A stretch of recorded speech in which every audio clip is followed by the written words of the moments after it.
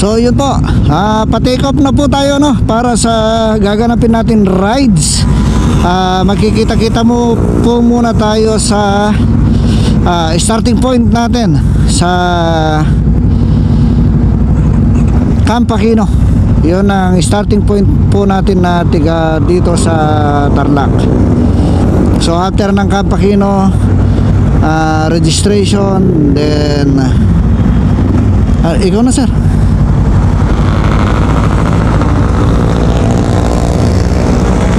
Hindi, ikaw na. Hindi ko.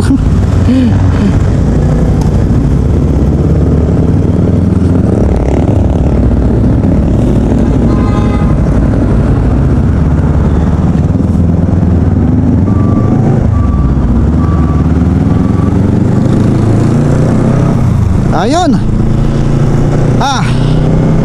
Nauna si Sir Michael B. Tapos nasa likod po natin si Sir George.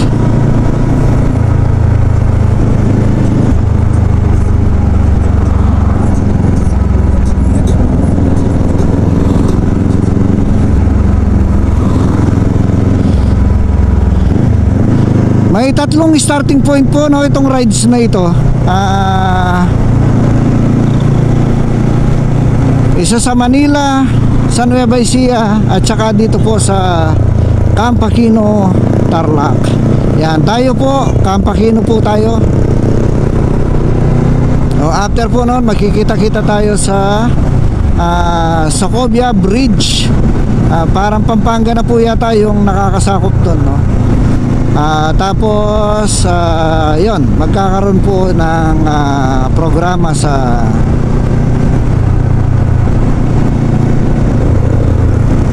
Camp O'Donnell. Ito po yung rides na pag celebration po ng Araw ng Kagitingan, Day of Valor. Yan. So iba-ibang riders po ang ating makikita. Base po dun sa registration natin, 300 po yung maximum na riders na sasali. So hindi lang po natin alam kung may walk-in o gaano kadami ang mag-walk-in para magparehistro pa po mamaya. Minsan po pagka ganyan,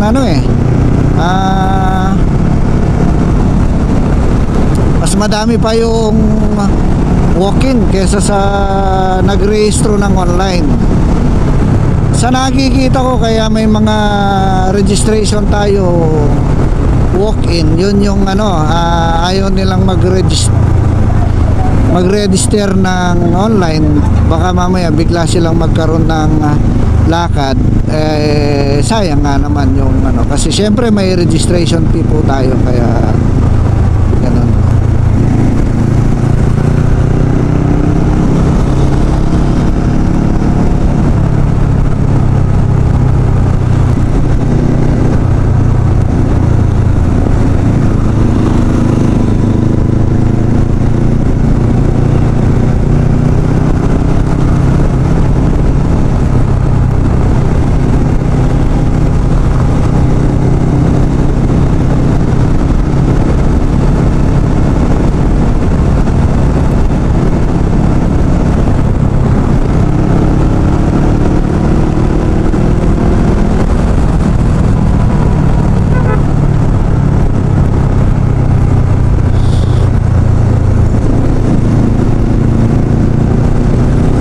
Ang jump start po natin dito is 7:30.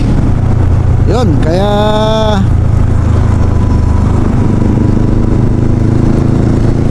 makikita po natin mamaya kung paano po yung setup.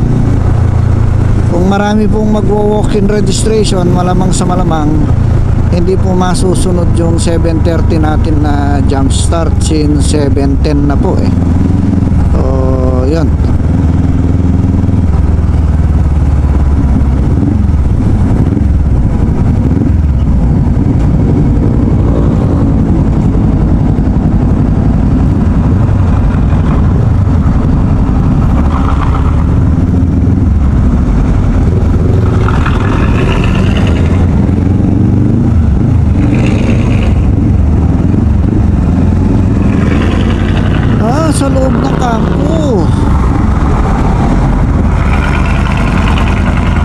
Okay.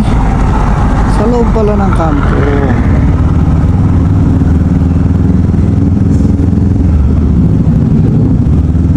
Thank you po.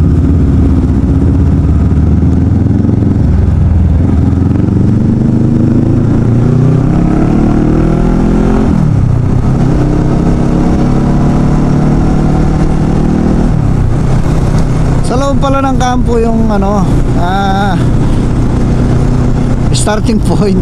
Oo nga naman, kung sa labas at may 100 na motor doon, magkokos po ng traffic.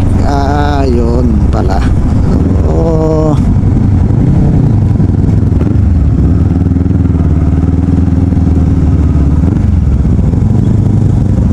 yun. Dating sundalo po itong kasama natin. So kapisado niya po ang pasikot-sikot dito sa ano, sa kampo. Kaya siya yung pinaka-guide natin ngayon.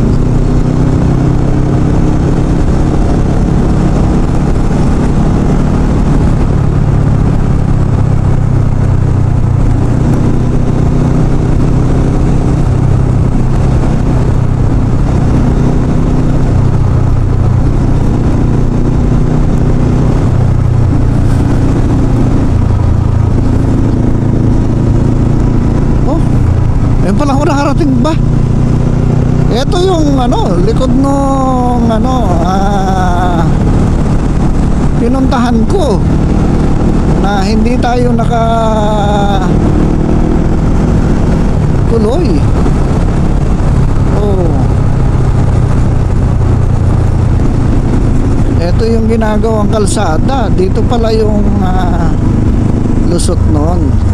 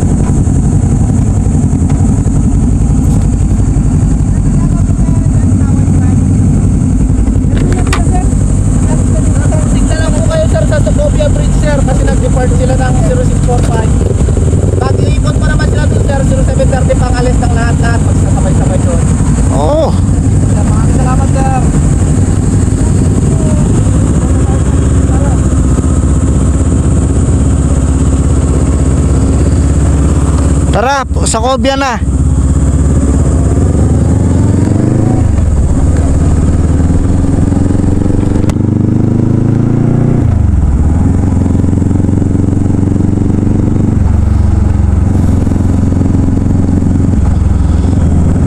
Ayun, no. Sige. Umalis na pala sila. 6:45.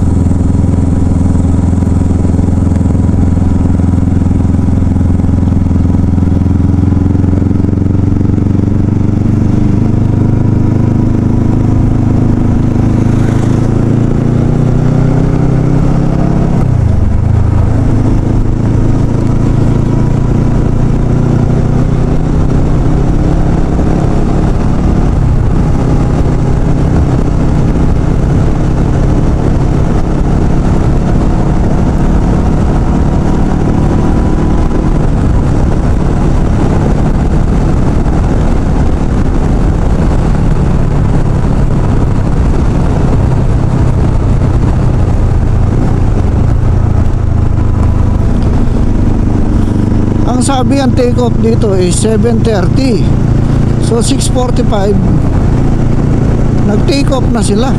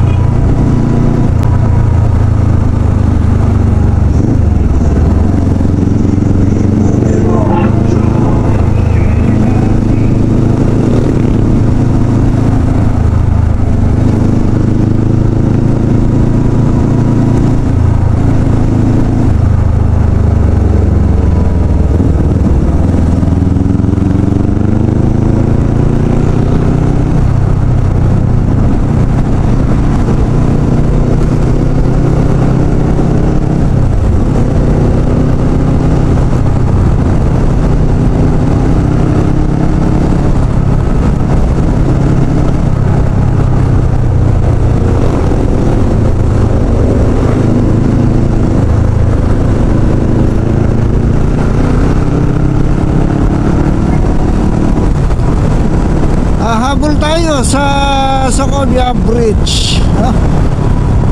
Ay,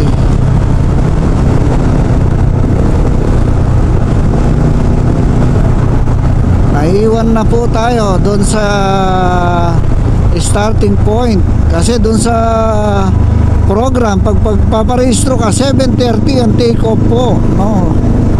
Base doon sa sinabi nung quarter nag take off na sila. So,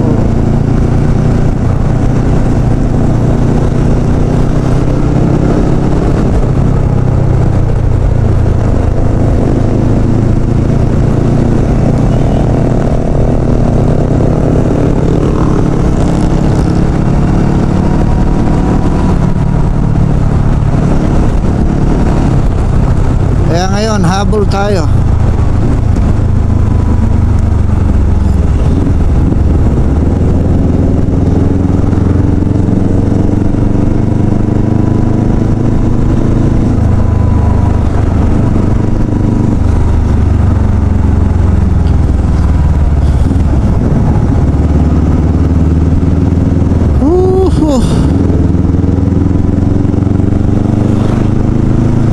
Mali, di sana mas inagahan pa pala natin. Kanina pa tayo nakatambay at nakagising. Kung tutuusin pala kahit magkita-kita ng 6 o'clock pwede.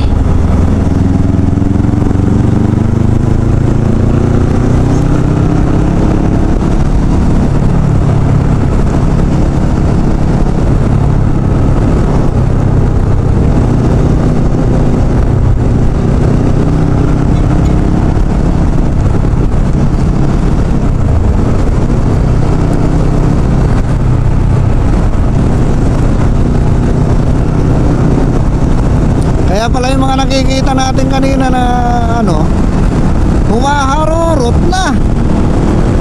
Diretso na pala sila.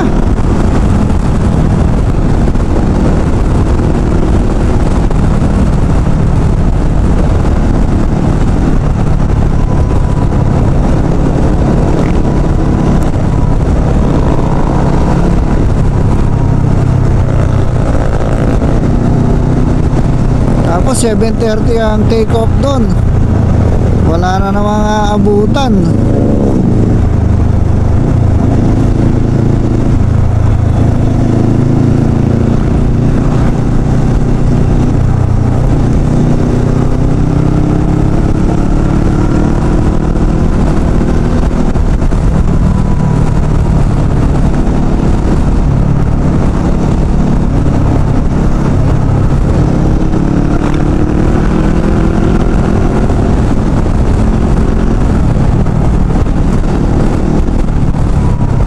Medyo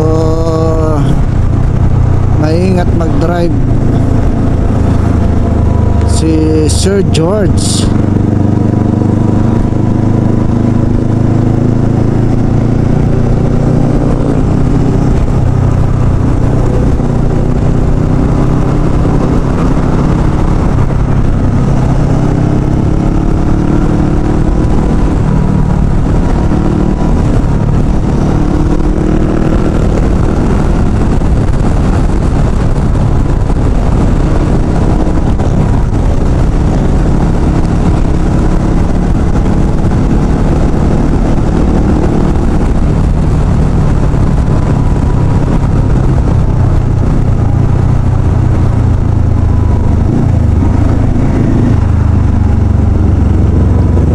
Sakto lang sana kahit papano nasalubong natin sila kung dun sa oras natin na 6:45 nagkita-kita, take off na tayo ng 6:45. Nasalubong pa natin sila kasi take off nila doon is 6:45, so makakalabas sila ng so more or less masasalubong pa natin yung bulto ng motor. Since wala wala na, sayang sayang. It takes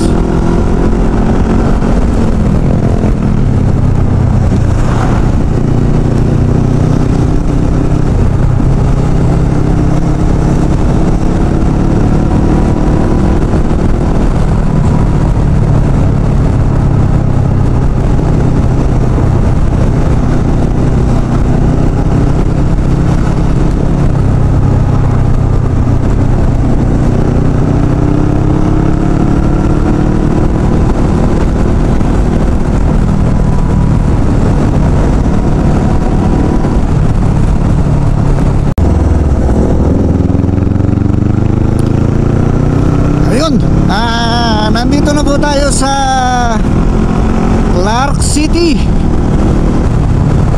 Papunta na po tayo ng Sacobia Bridge. Dito na po ang maluwang na kalsada. Ito po yung dinaanan natin minsan na binlog po natin na papunta po ng Clark. Papunta ng Clark, loob po ng mismo ng Clark ang labas nito. Napakaluwang ng kalsada. Ayan.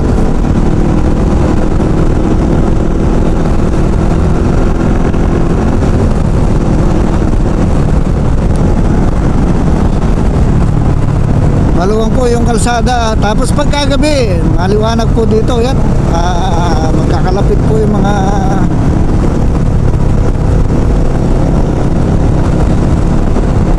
ilaw, kaya sobrang liwanag. Hindi lang po advisable dito ang dumaan pagka gabing gabi, tapos medyo ang sasakyan natin alanganin. Maliban na lang po doon sa plat, no? Siyempre pare-parehas po natin hindi inaasahan yon. Pero yung baka masiraan or what, kung dadaan dito kasi liblib po ito pagkagabi, walang mapag-iingan ng tulong kung sakasakali, unless i-rescue ka na pupuntahan ka dito.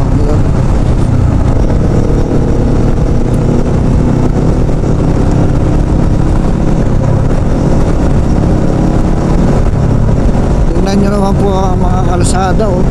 Magkakadugtong po yan doon sa mga pinupuntahan natin. Yan, magkakadugtong po yan. Mga ganyang ayos ng kalsada yan, mga may pula, may ano yan.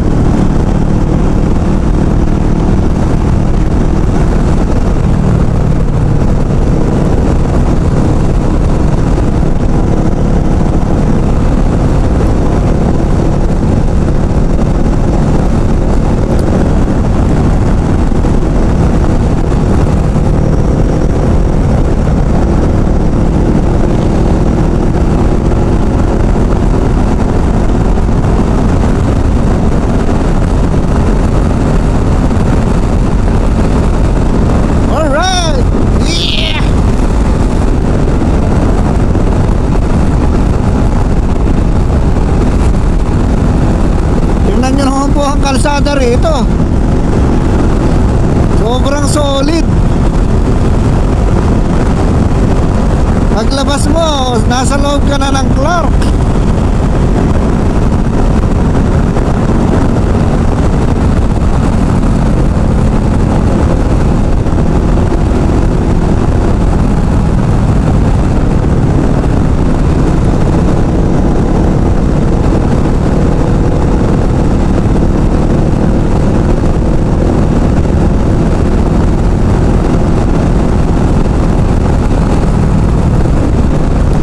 Ating pong kasama ngayon si Sir Stan, si Sir George at saka si Sir Michael. Yun, papunta tayo ng Sacobia Bridge. Dito na po yung meet up ng manggagaling ng Maynila at saka ng Nueva Ecija. Ito sigurado naman po kahit pa paano aabutan natin sila kasi wala pa tayong na sasalubong.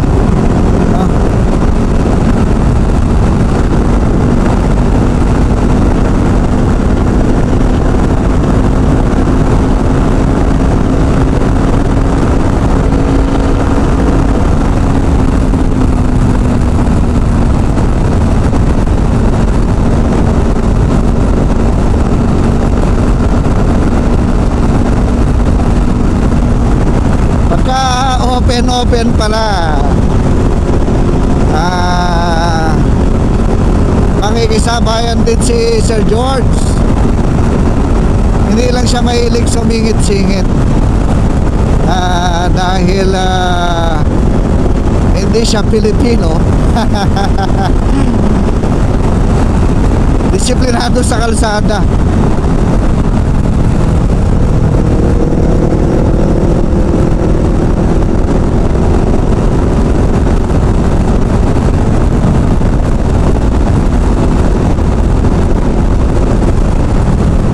Magkakadugtong ang kalsada na yan.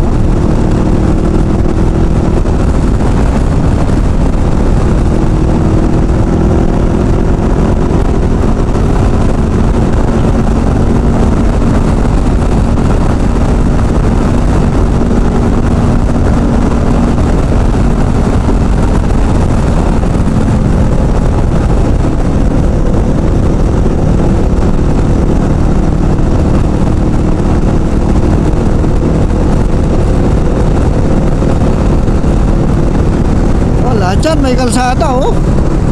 Pag natapos yan, napaka dali na lang lahat ng biyahe. Katulad nga po na palagi ko sinasabi, mga kalsada, mga concrete na kalsada, yan po yung simbolo ng progreso ng isang bayan.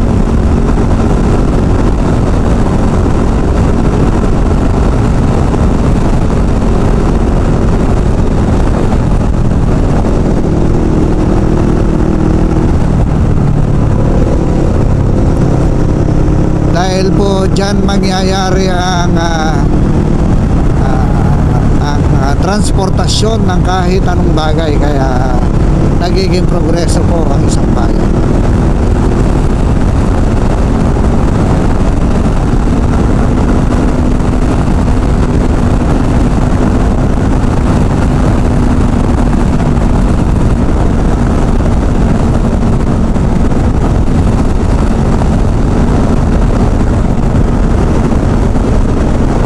Kasi naita-travel na po ng mabilis sa mga produkto. Tapos dahil maayos ang mga kalsada, mura ang produkto. Yan. Isa po yan na nagpapamahal kasi sa produkto. Eto na po sila. Ayan na, oh. Ayan na sila. Ayan, oh. So titingnan na natin yung dulo.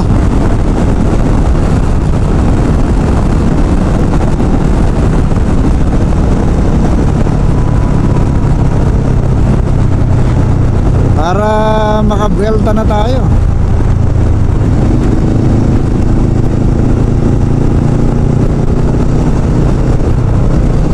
Nasaan yung pagbubeltahan natin?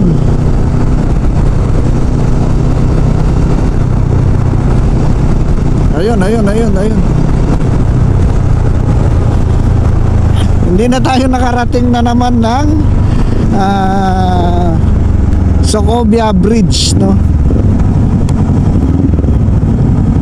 Ayan yung mga iba natin na kasama.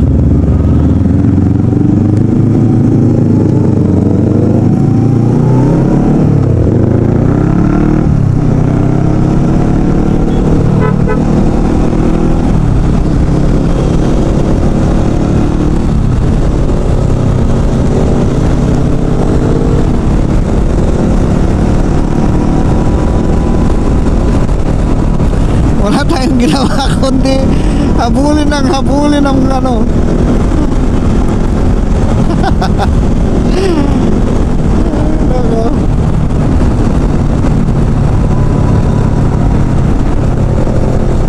Hindi tayo nakapunta ng Socobia, hindi tayo nakapunta ng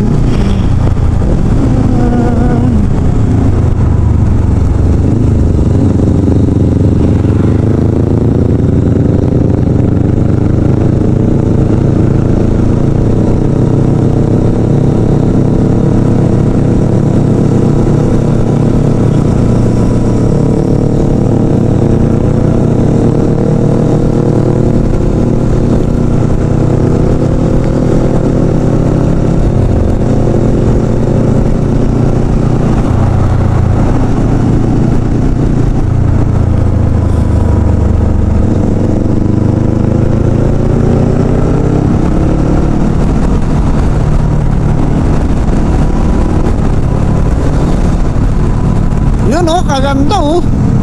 Oh, di ba?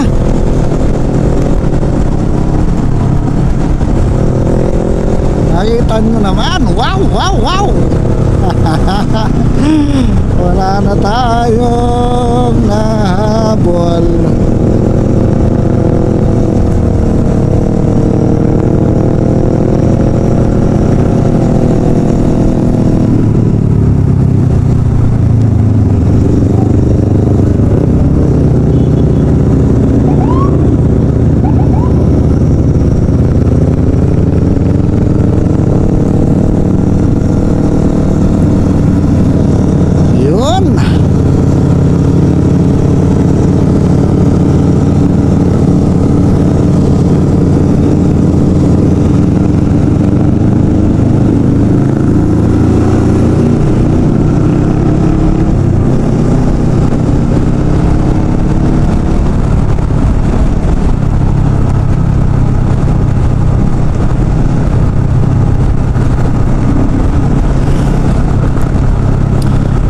Paggunita po ng araw ng kagitingan, Day of Valor na sinasabi, no? Ito ang naging basihan po nito is yung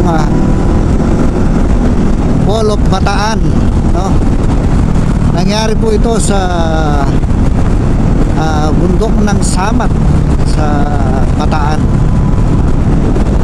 Yan po yung isa sa last line of defense po ng ating mga sundalo. Yan po sundalo ng mga Pilipino natin at saka mga banyaga po na tumulong sa atin noon. Yun na po yung suko po ang depensa ng Bataan sa mga kamay po ng mga Hapon nung World War II. Yan po ang ng kwento ng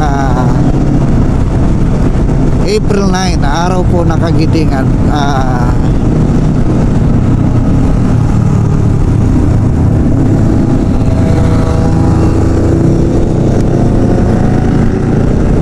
Isinuko po ng general ang kanilang grupo, no? Kanilang grupo para kahit papano maano na po yung ating puwersa, no? Ang usapan po nila susuko sila pero itrato po ng maayos ang ating mga prisoners of war. Yun. Pero po nung sumuko po ang ating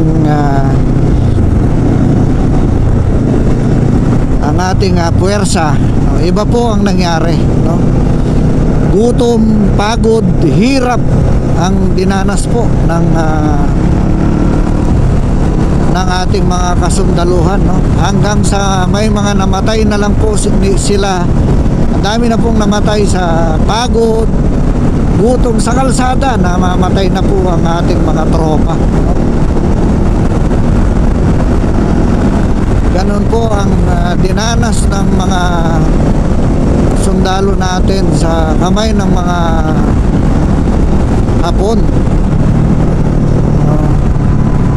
Di ba, lalo nga po nung panahon ng Hapon, issue yan na marami pong ginahasa na mga Pilipina, marami pong inabuso, no?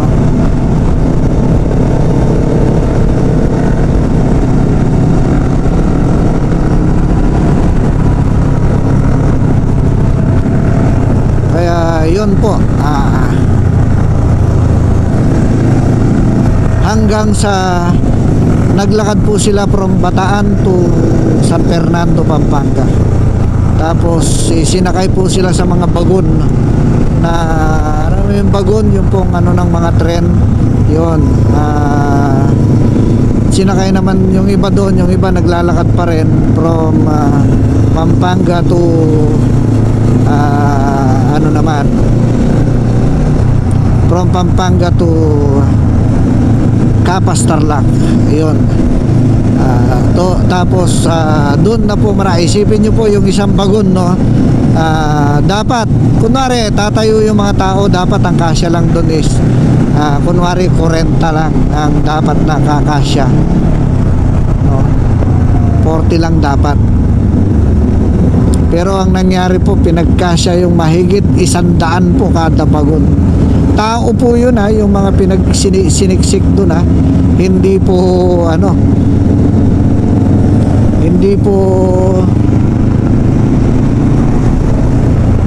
hindi po mga gamit lang na pinagsisiksik. Ang siniksik po doon tao. Siguro naman kahit naman malakas ka o busog ka, mangangapit-pit ka, mamamatay ka. Kaya ganun po. So after ng death march, doon na po nilibing ang mga lahat ng sundalo. Kaya ewan ko kung buhay at patay, nilibing na lahat doon. 1,000 po, 40,000, 70,000 po. Ganyan po ang kaya nga po sabi ko nga, kung baya-bayani lang ang pag-uusapan, napakadami pong bayani pa na hindi na po natin na re-recognize, no. Pero kung tutuusin, ang dami pong tao, dami pong nagbuwis ng buhay para sa kasarinlan ng ating bansa. Tayo na po yung nakikinabang sa sakripisyong ginawa nila, mga anak natin, apo natin, mga susunod na henerasyon.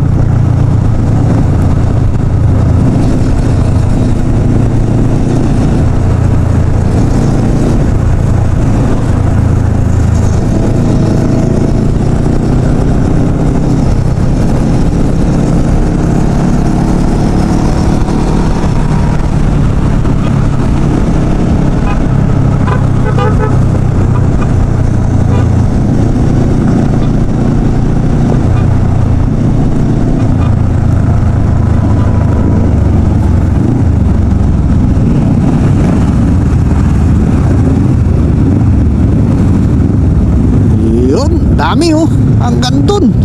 Grabe.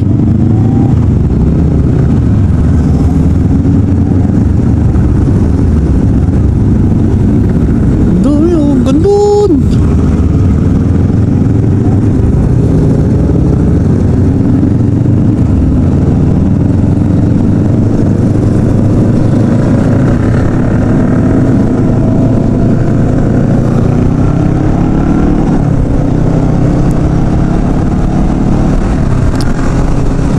Dami po. Papunta na po tayo ng O'Donnell.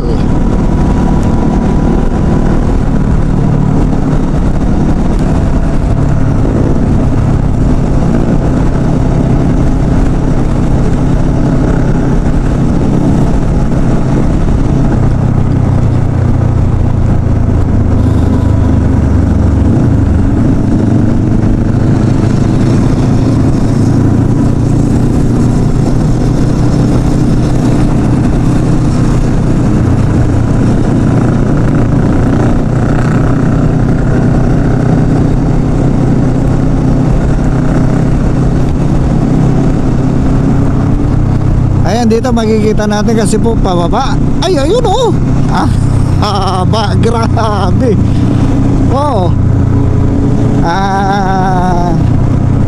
Ano yung tawag dito? 2 lane pa yan, 2 lane pala. Di ba? Hindi ko na alam. Di ba? So, nakakatuwa. Kahit pa paano nakahabol tayo sa rides.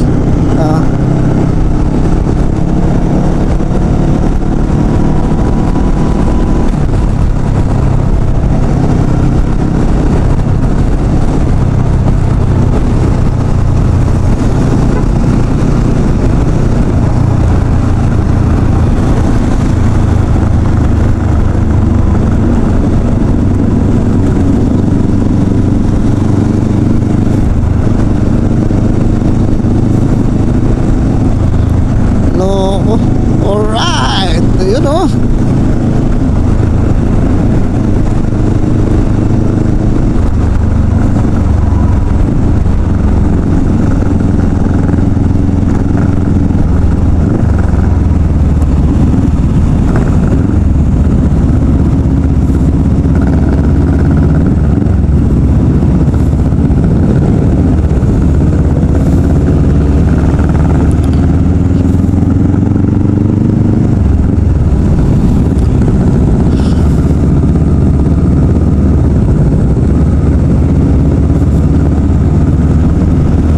Daming motor.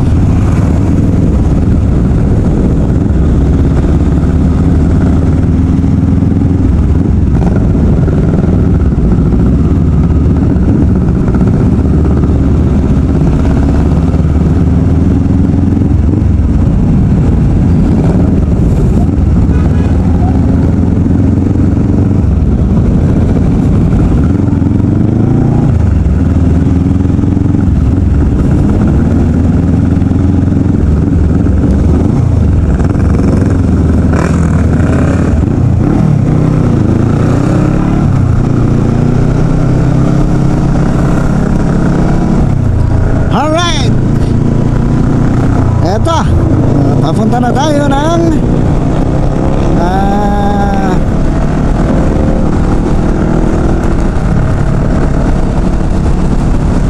Camp O'Donnell. Doon po magkakaroon ng programa sigurado.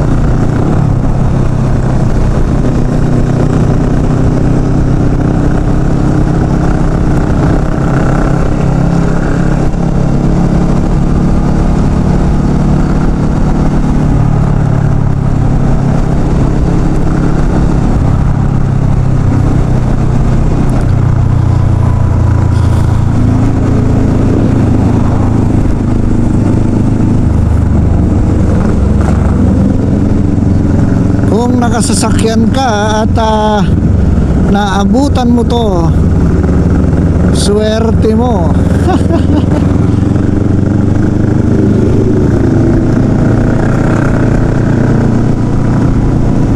Tradok.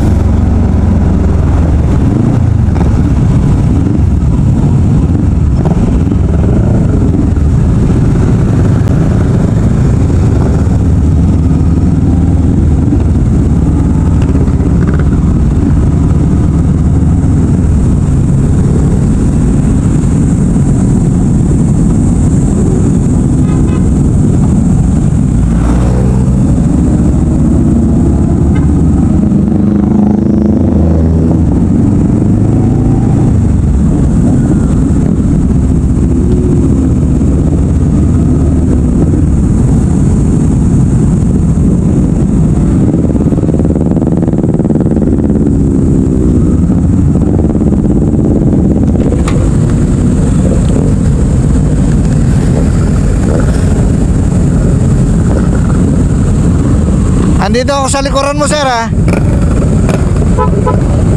Ayun, no.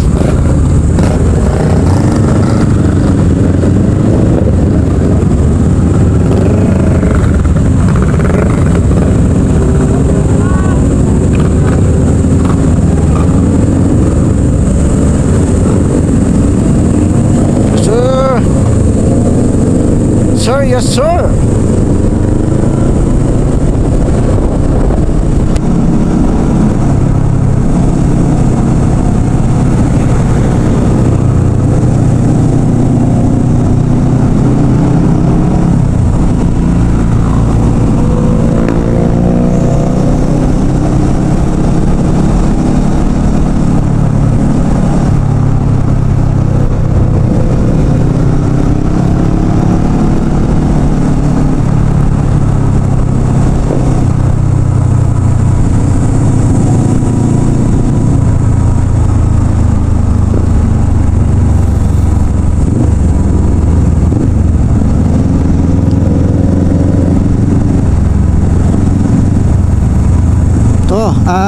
Camp O'Donnell na po ito. So malamang dito na po tayo mag titipon-tipon.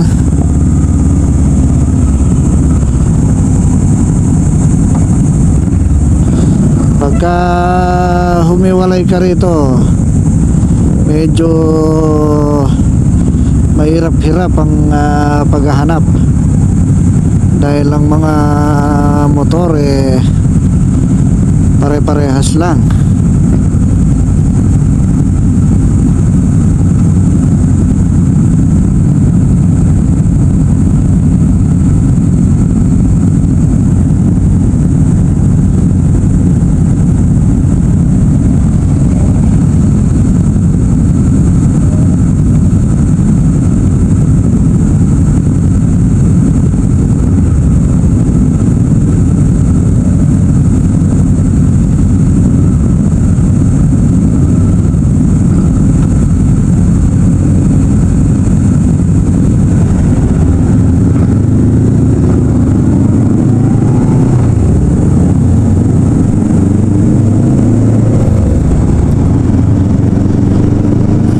Single file na, mas mahaba na ito. So ang nangyari dito na halos sa dulo nagpangabot.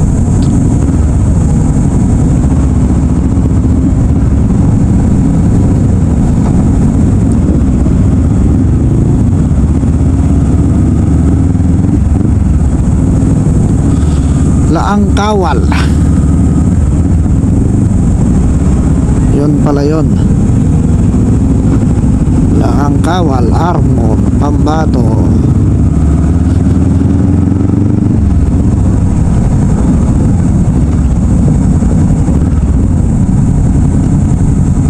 Yun o, dami.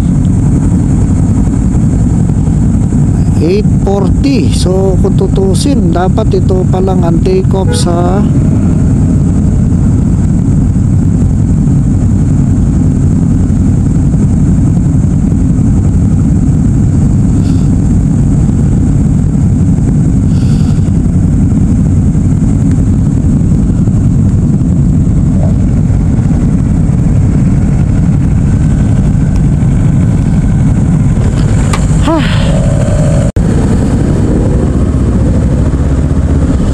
ayun oh,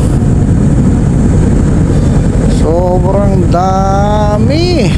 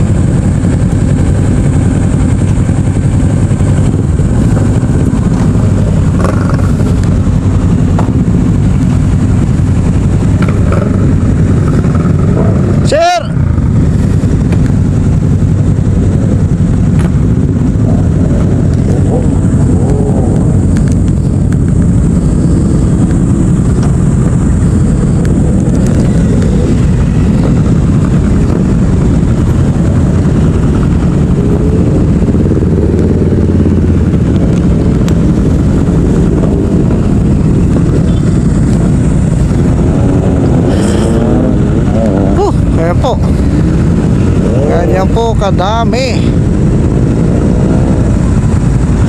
Ayan, mamaya po i-update ko po kayo sa mga ganap po dito. Hanggang dito lang muna. Okay po. So, yun po, no? Hindi pa po tapos yung programa kanina doon sa Camp O'Donnell. So, si Sir George po ay nagyaya na pong mauna na tayo hindi na po natin hihintayin yung program. Ang kagandahan po noon, may parapol pa po sila. Oh, sayang. Ha? Yung narinig ko po kanina parang narinig ko yung pagtama ng loto nung sinabi na may parapol silang 38 caliber revolver. Smith & Wesson pa yata. So sana, no? Yung kahit wala ka, pag nabunot ka, ibibigay nila, no? Galing. Yan po yung inaasam-asam natin nun na gamit. Mas prepared ko nun yung revolver kesa sa pistol, yung di magazine na sinasabi. Yung revolver kasi kung titingnan mo, ano siya, quick draw kanila.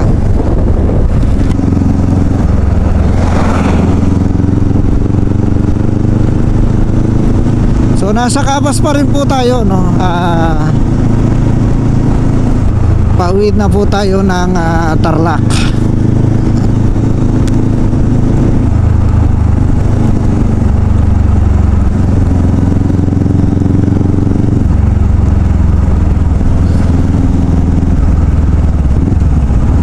Ayun, kahit paano naman po noon nakapag-rides tayo. So si Sir George din, nasamahan din po natin siyang mag-rides. Very busy po siya na tao, no? Kaya kanina daw nagmadaling araw siya para mapakain niya yung mga aso niya, matrain niya.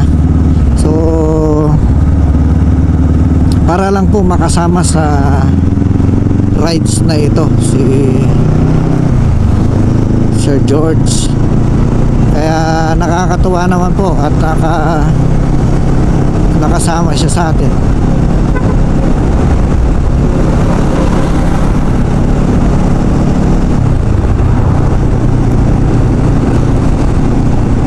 Hindi po natin masyadong binibilisan, so para hindi po mahirapang makasabay si Sir George.